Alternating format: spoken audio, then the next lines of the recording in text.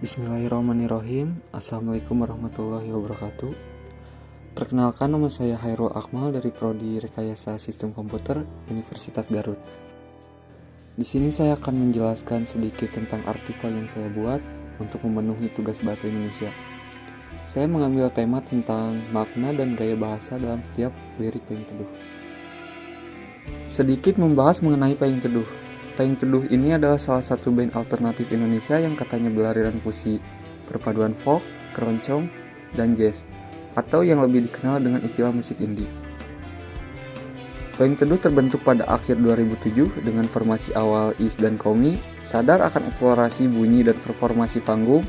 Tahun 2008, Payung Teduh mengajak Cito untuk bergabung bersama sebagai drummer, lalu mengajak Ivan sebagai Guita Wewe pada tahun 2010. Pada tahun 2013, Payung Teduh merilis album studio kedua mereka berjudul Dunia Batas dengan label EV Language Music, yaitu sebuah label indie.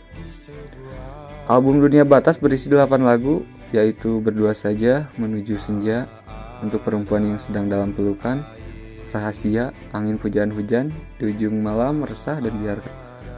Di sini saya akan sedikit membahas gaya bahasa dan makna dalam salah satu lagu Payung Teduh yang berjudul Cerita Tentang Gunung dan Laut.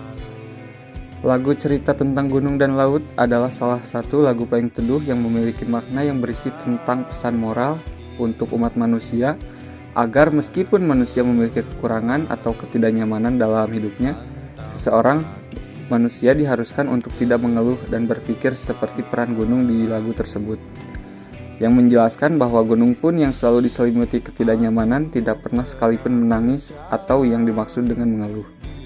Dan juga manusia yang telah diberikan kenyamanan dan kelebihan tidak seharusnya berpikir bahwa dia bisa tertawa di atas penderitaan orang-orang yang memiliki ketidakberuntungan. Orang yang diberi kelebihan harus meniru peran laut dalam lagu tersebut yang dijelaskan bahwa meskipun laut memiliki kesejukan dan kenyamanan, laut tidak pernah tertawa. Lagu ini mempunyai pesan moral pada pendengar bahwa semua manusia adalah sama atau setara, baik itu yang memiliki kekurangan dan kelebihan. Sesungguhnya takdir yang diberikan oleh Tuhan kepada manusia adalah baik, hanya tinggal manusianya saja yang membawa perubahan dalam hidupnya.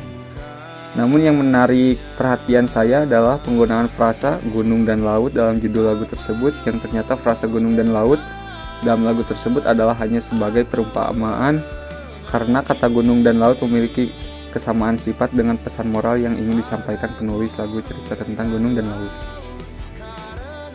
Berdasarkan hasil penelitian saya tentang isi dalam lagu ini, dapat disimpulkan bahwa penggunaan frasa gunung dan laut dalam lagu Cerita Tentang Gunung dan Laut dari Payung Teduh adalah hanya sebagai perumpamaan.